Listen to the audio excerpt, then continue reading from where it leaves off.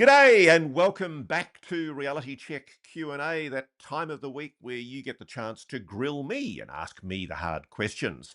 Here today, of course, to help me through that interrogation, my colleague and good friend, Megan Medic. G'day, Megan. How are you? Ross, I am awesome. I'm looking forward to seeing you in person next week. Looking forward to it. Looking forward to coming to Washington, D.C. in an American summer with warm weather, cold beer and Disclosure Foundation event where we get to know the truth with a big capital D. Well, we like all of those things. We will hop right in. We have Eli asking for your thoughts on X on this new report from Liberation Times. The U.S. government establishes new interagency UAP governance board to coordinate investigations and declassification. Okay, so this is a executive order has been used by the executive arm of government, the president's administration and the White House, to create a governance board on top of the Science Advisory Council that we heard about from Professor Avi Loeb last week. And both of these bodies are being created ostensibly for the purpose of assisting in UAP transparency, in the ongoing effort to declassify UFO files in accordance with an executive order 13526, which essentially requires the ongoing declassification of national security secrets. And whilst I think, frankly, any kind of ongoing move by the White House administration and the Trump administration to do something about disclosure is a good idea, I am really worried that what we're seeing here is a bureaucratic impediment being put in the way of what is already, I think, a degree of disclosure with some momentum. I think that there's an effort underway by the White House administration to give the gatekeepers in the Defense Department and the intelligence community what they want, which is a break on disclosure. I'm worried that what we're seeing with the creation of these two bodies, the governance board, an interagency governance board, which will be overseen by the Director of National Intelligence in coordination with the FBI and the Department of War, that it doesn't have any power. It's a toothless tiger.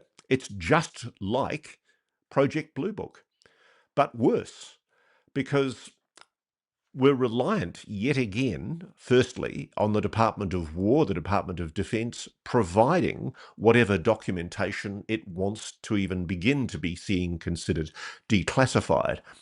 At the moment, we have a situation where I think there's quite a considerable degree of momentum, where it's becoming pretty obvious that the public aren't going to buy the half-pregnant excuse that the government's got, where they've basically said, oh my goodness me, there are UAPs, and look at all these interesting videos that we've had locked up in cupboards for the last 50, 60, 70 years, many of which, most of which, could quite reasonably have been released before now.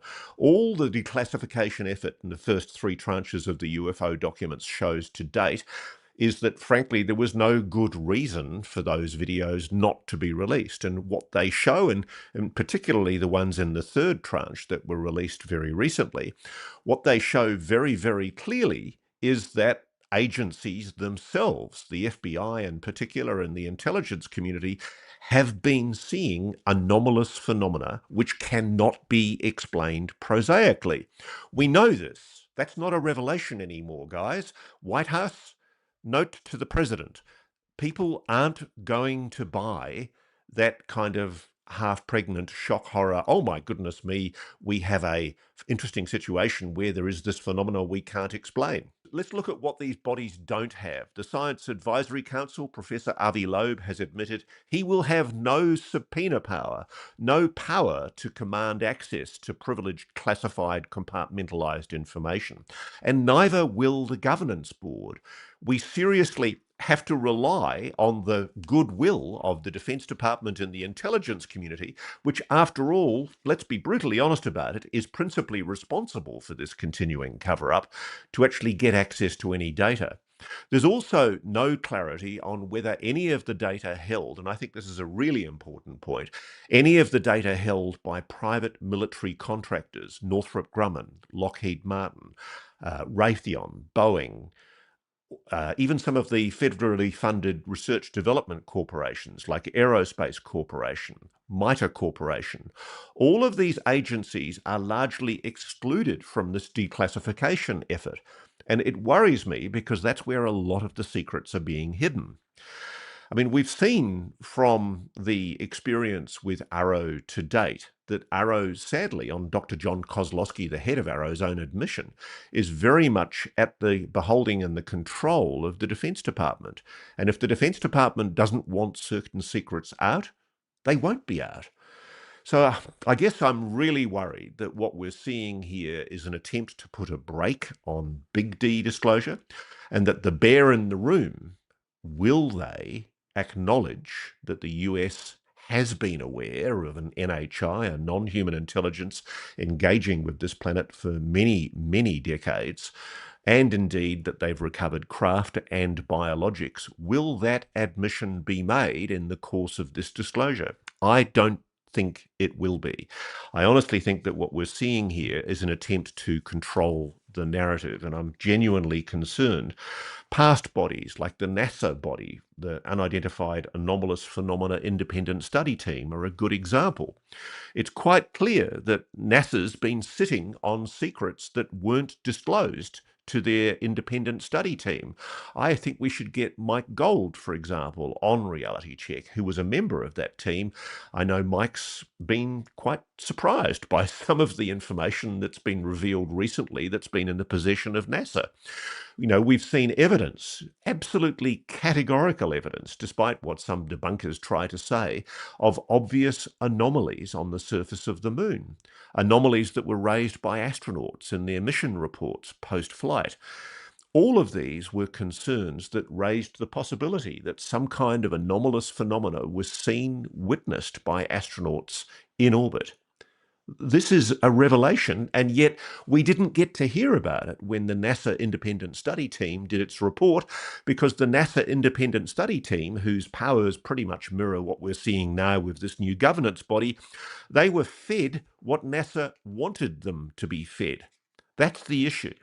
And so we've got this ridiculous situation where, frankly, we have to depend on the goodwill of those in power to enforce Executive Order 13526. And essentially, that was a very well-intentioned order signed by President Obama in 2009.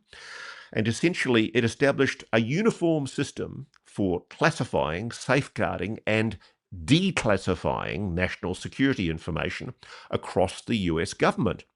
And it mandated that information shall be declassified as soon as it no longer meets the standards for classification under this order.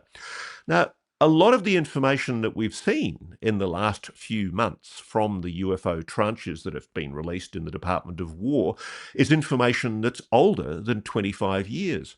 But it wasn't released before now. Why not? When we've got this executive order? Well, clearly because the Pentagon, the intelligence community, were dragging their feet.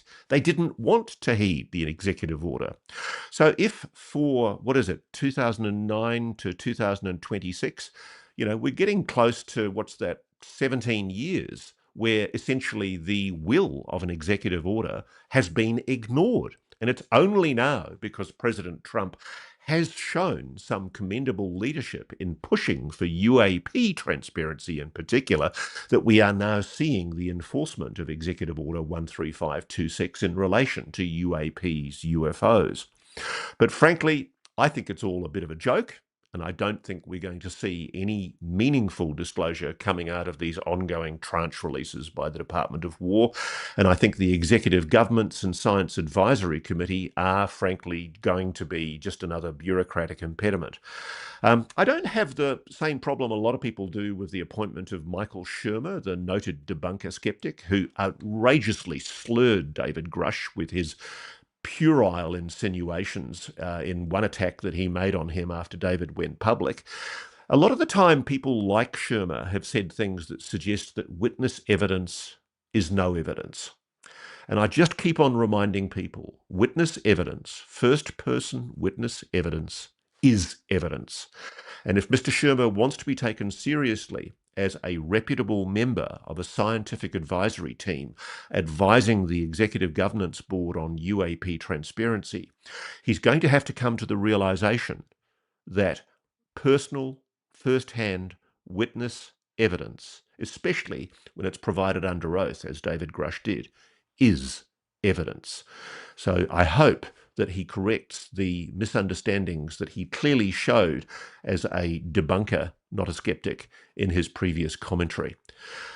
Frankly, though, I'm not optimistic. I'm beginning to think that we're being sold a pup, and I don't think at the moment President Trump is showing good intentions.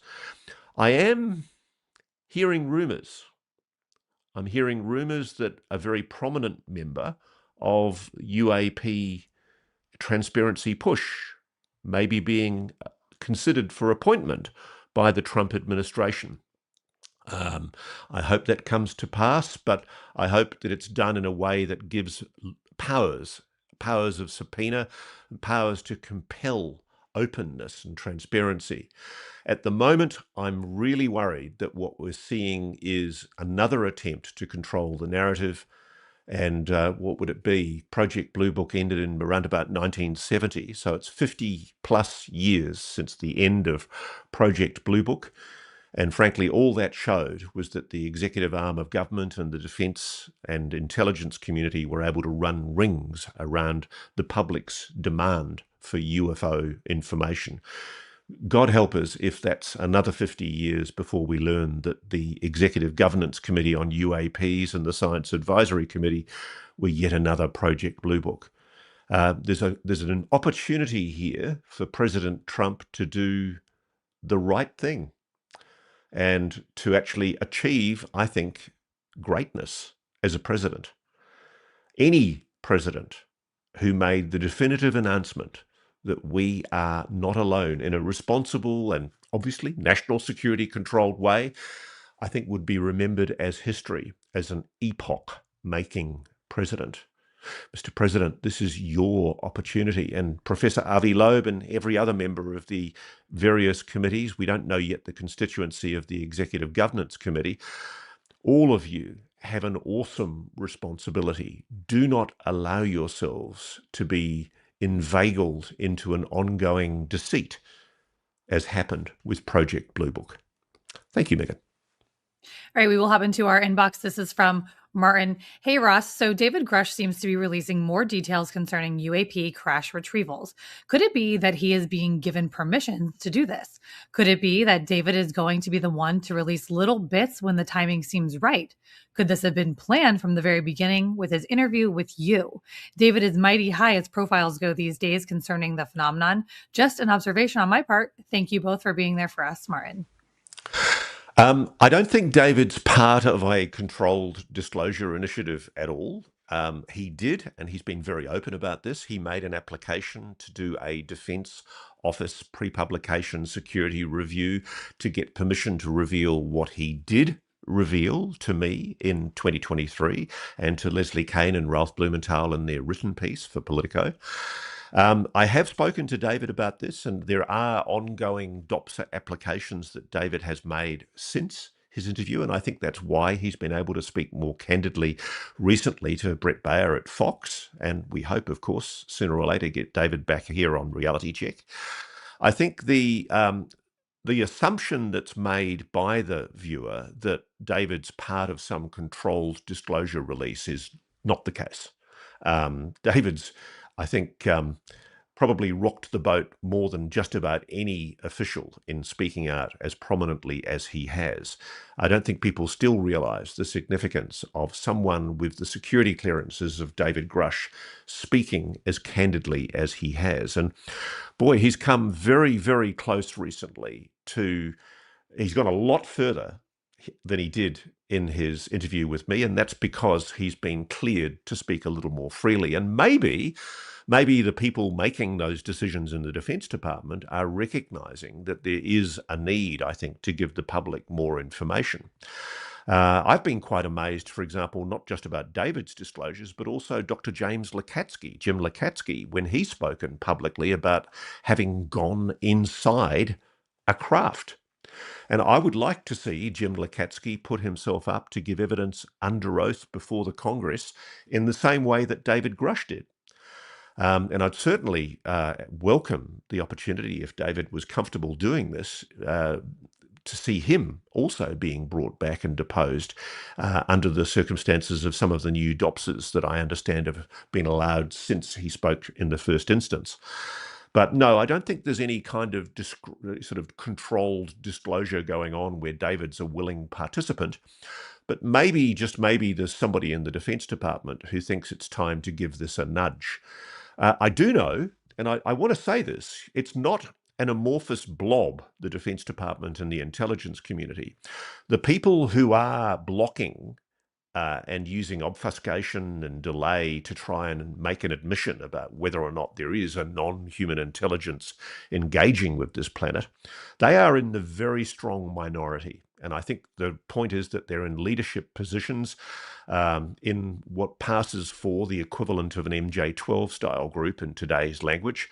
There is a control group, and these people operate key positions, often, interestingly enough, not at the top of organizations. I've been doing some research on this. I'm pretty clear on who I know are the gatekeepers in organizations like NASA, for example, and they're not at the top of the organization. They normally keep the administrator in the dark to a large degree so that they can convincingly tell the public what they don't know. Often they're a few rungs down the ladder. And it's the same with every organization. It would explain why, for example, Thomas Wilson, Admiral Thomas Wilson, when he made the admissions that he did make to Dr. Eric Davis and admitted that he knew about a legacy program. I mean, this is on the public record. It would explain why he didn't know about that, even though he was a deputy head of the intelligence role inside the Defense Department. I mean, it's quite an extraordinary situation, but this has been done very, very cleverly. But I can tell you one of the reasons why these people do need to start seriously thinking, and I'll say this once again, they need to start seriously thinking about the risks of catastrophic disclosure. None of us want to see an unhealthy pouring of national security secrets out into the public domain in a way that jeopardizes the ability for the United States to maintain, I hope, technological and leadership dominance on this issue in many, many years to come. The big risk posed by this slow drip disclosure, there's two of them. The first is that people inside the program are going to get impatient and dump the whole flaming lot, just as is postulated in the Disclosure Day movie. The other risk is that President Xi or President Putin will beat them to the punch. And I just wonder how much of a fun moment it would be for, say, the Premier of Russia or China to admit they've known this all along, and that the country that calls itself the biggest democracy in the world has been gaslighting, deceiving, and continues to gaslight and deceive the public, even now. That's the big risk. I've just done an interview today, actually, with Dr. Martin Abbas and John Priestley from Unhidden, which is an organization that prepares or advises we should be prepared for the ontological shock of disclosure. But I think the biggest shock is the damage that continued lies cause to faith in government. And this is why what we're talking about here with UAPs is essentially all about maintaining public faith in governance, in the institutions of government. This is why this matters. All right, we have a question from our friend Kevin in Canada. Hi, Ross and Megan. Love the show. Question for Ross. I hear a lot of people talk about how we need to hold everyone in cover-up accountable for crimes committed in the name of, quote, keeping the secret.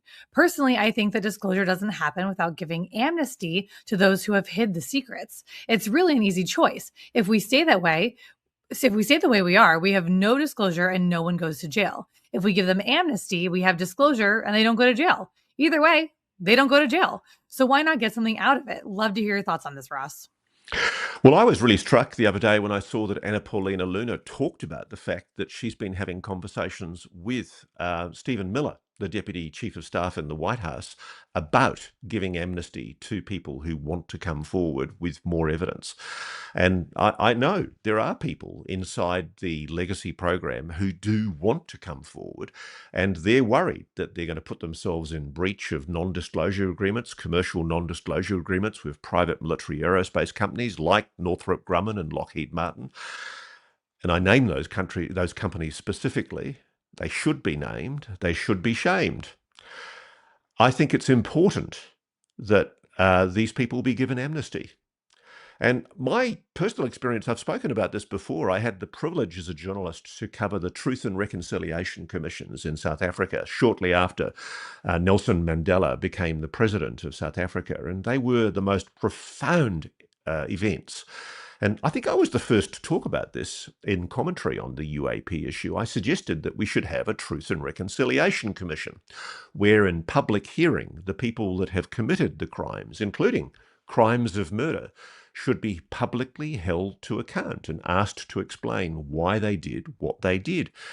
I've spoken publicly about the fact that there is at least one account of the murder, the deliberate murder of a JSOC operative by people from a private military contractor organization that was overlooked by sections of the Defense Department and by executives in that private military corporation. I think the people that were responsible for that incident should be made to come forward on the promise of an amnesty if they tell the full truth. But at the moment, what we've got, and we're seeing at the moment, we're seeing half-truths. The government's maintaining, I think, the pretense. Shock horror! We found these files in our archives. Oh my goodness me, look what they reveal. We've been seeing anomalous objects all these years. Hell's bells, what a shock!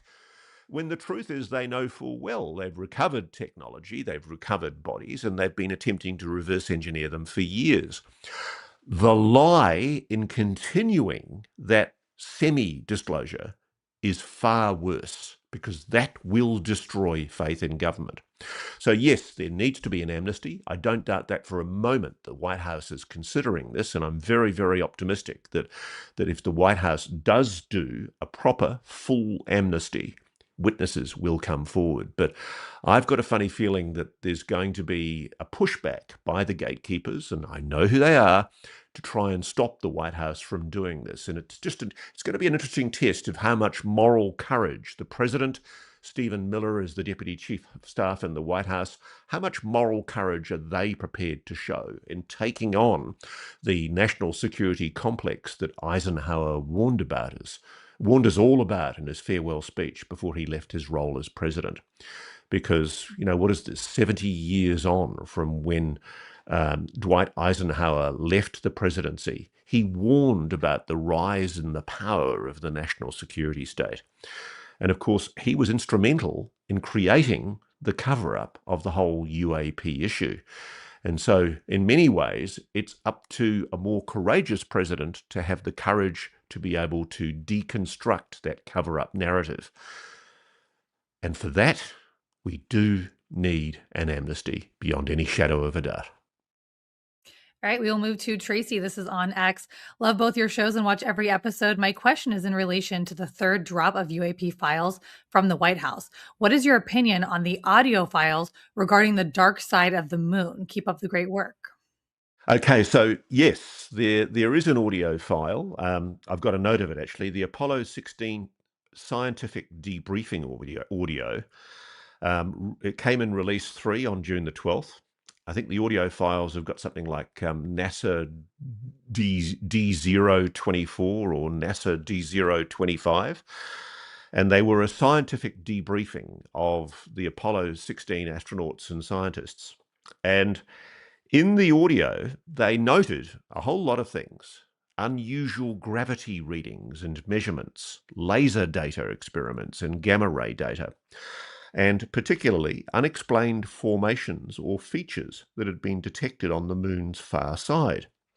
They noted, for example, there's a huge, great big hole near the Van de Graaff crater, and it was tied to obvious anomalies in gravity and laser data that they couldn't explain. They were scientifically stumped by. Something on the moon is gravitationally anomalous. And there was also a gamma ray secondary peak, which is also significant. They didn't know what it meant. Why would the moon be emitting peaks in gamma rays? There was a notable quote about half an hour into this scientific briefing where somebody made what sounds like, and I think it might have been a joking comment, an offhand speculative remark, quote, "It could be an alien starbase or something. I don't know." And then they changed the topics very quickly. So it might have just been a dismissive comment. But I really do want to drill in on this whole issue of lunar anomalies, because the viewer's question is a very pertinent one. Because since we last did our Q&As, Lou Elizondo gave a great interview to the Liberation Times' Christopher Sharp on the 3rd of June. And he started talking about how there are claims about the moon relating to classified sources of information that he's unable to comment on. He's a terrible tease, Mr. Elizondo. Asked whether he has any knowledge, directly or indirectly, of non-human intelligence being on the moon, I was really shocked to hear Lou's response. He answered with one word: yes. He is aware, directly or indirectly, of non-human intelligence being on the moon.